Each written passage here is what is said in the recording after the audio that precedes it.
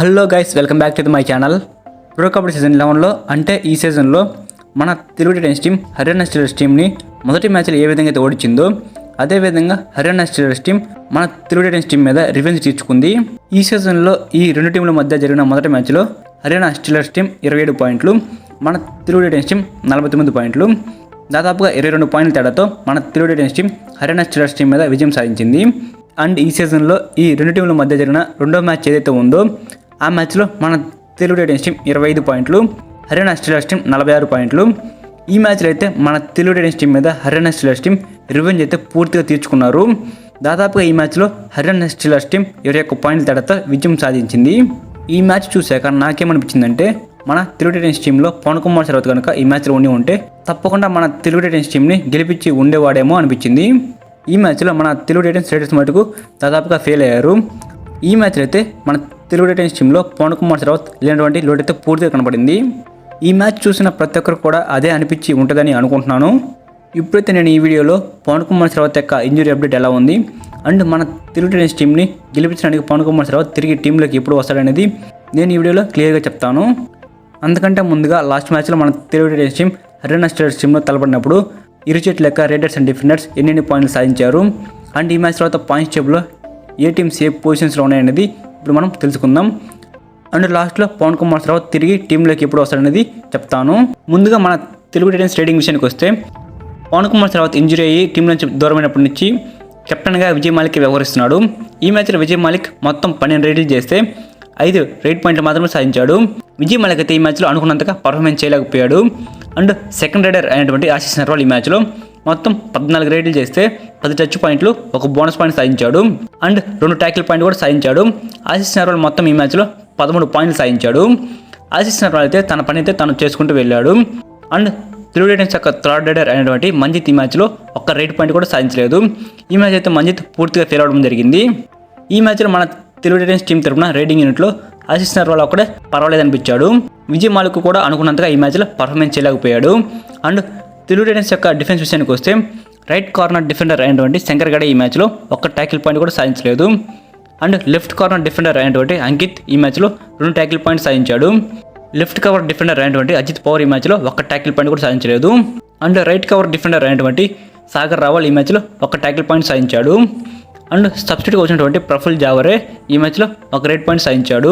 And సబ్స్టిట్యూట్గా వచ్చినటువంటి చేతన్ సాహు ఈ మ్యాచ్లో 1 రైడ్ పాయింట్ సాధించాడు. ఈ మ్యాచ్ అయితే మన తెలుగు టైటన్స్ డిఫెన్స్ అనేది పూర్తిగా ఫెయిల్ అయింది. ఎవరు కూడా అనుకున్నంతగా పర్ఫార్మెన్స్ చేయలేదు.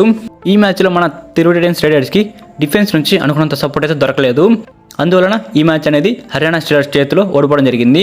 ఇప్పుడు మనం హర్యానా స్టీలర్స్ యొక్క రేటింగ్ విషయానికి వస్తే వాళ్ళకి మెయిన్ రైడర్ అయినటువంటి శివం పటార్ ఈ మ్యాచ్లో 15 రైడ్లు చేస్తే 9 టచ్ పాయింట్లు, 3 బోనస్ పాయింట్లు సాధించాడు. ఈ మ్యాచ్లో మొత్తం శివం పటారే 12 పాయింట్లు సాధించాడు. మరో రైడర్ అయినటువంటి వినయ్ ఈ మ్యాచ్లో 7 రైడ్ పాయింట్లు సాధించాడు. అందులో 3 టచ్ పాయింట్లు, 4 బోనస్ పాయింట్లు సాధించాడు. అండ్ సబ్స్టిట్యూట్గా వచ్చినటువంటి విశాల్ టాటే ఈ మ్యాచ్లో 5 రైడ్ పాయింట్లు సాధించాడు. హర్యానా స్టీలర్స్ యొక్క రైడింగ్ యూనిట్ అనేది ఈ మ్యాచ్లో చాలా బాగా పర్ఫార్మెన్స్ చేశారు. అండ్ వాళ్ళ యొక్క డిఫెన్స్ విషయానికి వస్తే ఈ సీజన్లో మోస్ట్ ఎక్స్పెన్సివ్ ప్లేయర్ అయినటువంటి మొహమ్మద్ రజా 5 ట్యాకిల్ పాయింట్స్ సాధించాడు. అండ్ రైట్ కార్నర్ డిఫెండర్ అయినటువంటి రాహుల్ సెత్పాల్ ఈ మ్యాచ్లో 4 ట్యాకిల్ పాయింట్స్ సాధించాడు. అండ్ రైట్ కవర్ డిఫెండర్ అయినటువంటి సంజయ్ ఈ మ్యాచ్లో 3 ట్యాకిల్ పాయింట్స్ సాధించాడు. అండ్ వాళ్ళ యొక్క కెప్టెన్ అయినటువంటి లెఫ్ట్ కవర్ డిఫెండర్ జైదీప్ ఈ మ్యాచ్లో 1 ట్యాకిల్ పాయింట్ సాధించాడు. ఈ మ్యాచ్లో హర్యానా స్టీలర్స్ యొక్క డిఫెన్స్ అయితే అదర్ కొట్టేశారు. ఈ మ్యాచ్లో హర్యానా స్టీలర్స్ యొక్క రైడర్స్ కావచ్చు, డిఫెండర్స్ కావచ్చు, అందరు కూడా చాలా బాగా పర్ఫార్మెన్స్ చేశారు. సపోర్టింగ్ అనేది చాలా బాగా కుదిరింది. అందువల్ల ఈ match Haryana Steelers team Telugu Titans team మీద గెలవడం జరిగింది. ఈ మ్యాచ్ ఫస్ట్ హాఫ్ పూర్తయ్యే సమయానికి మన తెలుగు టైటన్స్ టీం 2 సార్లు ఆల్అవుట్ అయింది. అండ్ ఫస్ట్ హాఫ్లో హర్యానా స్టీలర్స్ టీం ఒకసారి కూడా ఆల్అవుట్ అవ్వలేదు. అండ్ సెకండ్ హాఫ్ విషయానికి వస్తే ఇరు జట్లు కూడా ఒకసారి కూడా ఆల్అవుట్ అవ్వలేదు. ఓవరాల్గా మ్యాచ్ పూర్తయ్యే సమయానికి హర్యానా స్టీలర్స్ టీం 46 పాయింట్లు, తెలుగు టైటన్స్ టీం 25 పాయింట్లు, దాదాపుగా 21 పాయింట్ల తేడాతో Haryana Steelers team Telugu Titans team మీద విజయం సాధించింది. అండ్ ఈ మ్యాచ్ తర్వాత పాయింట్స్ టేబుల్లో ఏ టీమ్స్ ఏ పొజిషన్స్లో ఉన్నాయనేది ఒకసారి చూసుకుంటే పాయింట్స్ టేబుల్లో మొదటి ప్లేస్లో హర్యానా స్టీలర్స్ టీం ఉంది. 18 మ్యాచ్లు ఆడితే 14 మ్యాచ్లు గెలిచింది, 4 మ్యాచ్లు ఓడిపోయింది. సెకండ్ ప్లేస్లో పట్నం పైరేట్స్ టీం ఉంది. 17 మ్యాచ్లు ఆడితే 10 మ్యాచ్లు గెలిచింది, 6 మ్యాచ్లు ఓడిపోయింది, 1 మ్యాచ్ టైగా ముగించుకుంది. అండ్ థర్డ్ ప్లేస్లో యూపీఎస్ టీం ఉంది. 17 మ్యాచ్లు ఆడితే 9 మ్యాచ్లు గెలిచింది, 6 మ్యాచ్లు ఓడిపోయింది, 2 మ్యాచ్లు టైగా ముగించుకుంది. ఫోర్త్ ప్లేస్లో దబాన్ ఢిల్లీ కేసీ టీం ఉంది. 17 మ్యాచ్లు ఆడితే 8 మ్యాచ్లు గెలిచింది, 5 మ్యాచ్లు ఓడిపోయింది, 4 మ్యాచ్లు టైగా ముగించుకుంది. 5th ప్లేస్లో ఈ ముంబై టీం ఉంది. 17 మ్యాచ్లు ఆడితే 9 మ్యాచ్లు గెలిచింది, 6 మ్యాచ్లు ఓడిపోయింది, 2 మ్యాచ్లు టైగా ముగించుకుంది. అండ్ 6th ప్లేస్లో తెలుగు టైటన్స్ టీం ఉంది. 18 మ్యాచ్లు ఆడితే 10 మ్యాచ్లు గెలిచింది, 8 మ్యాచ్లు ఓడిపోయింది.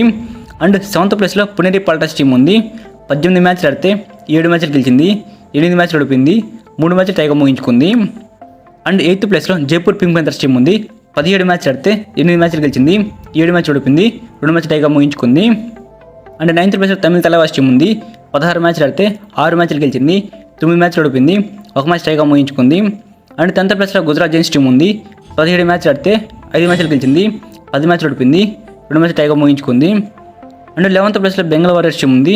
16 మ్యాచ్లు ఆడితే 4 మ్యాచ్లు గెలిచింది, 10 మ్యాచ్లు ఓడిపోయింది, 2 మ్యాచ్లు టైగా ముగించుకుంది. అండ్ పాయింట్స్ టేబుల్లో 12th ప్లేస్లో బెంగళూరు బుల్స్ టీం ఉంది. 16 మ్యాచ్లు ఆడితే 2 మ్యాచ్లు గెలిచింది, 13 మ్యాచ్లు ఓడిపోయింది, 1 మ్యాచ్ టైగా ముగించుకుంది.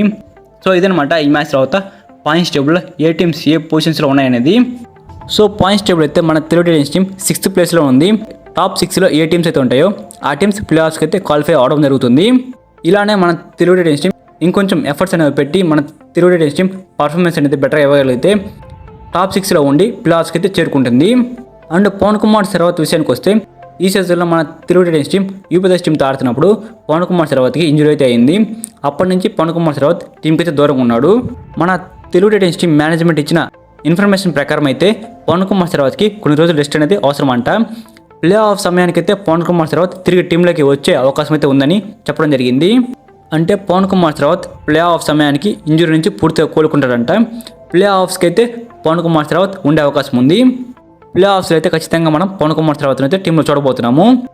నేనైతే ఏం కోరుకుంటున్నానంటే ప్లే ఆఫ్స్ కంటే ముందుగా పవన్ కుమార్ శరావత్ టీంలోకి రావాలని అనుకుంటున్నాను. ఎందుకంటే పవన్ కుమార్ శరావత్ ప్లే ఆఫ్స్ కంటే ముందు టీంలో కనుక వస్తే మన తెలుగు టైటన్స్ టీంని పాయింట్స్ టేబుల్లో టాప్ 2 పొజిషన్స్లో ఉంచే అవకాశం ఉంది. ప్లే ఆఫ్ సమయంలో పాయింట్స్ టేబుల్లో టాప్ 2 పొజిషన్స్లో ఏవైతే ఉంటాయో వాటికైతే మంచి బెనిఫిట్స్ అనేవి ఉన్నాయి. టాప్ 2లో ఏ టీమ్స్ అయితే ఉంటాయో వాటికి క్వాలిఫైర్ 1 మ్యాచ్ జరుగుతుంది.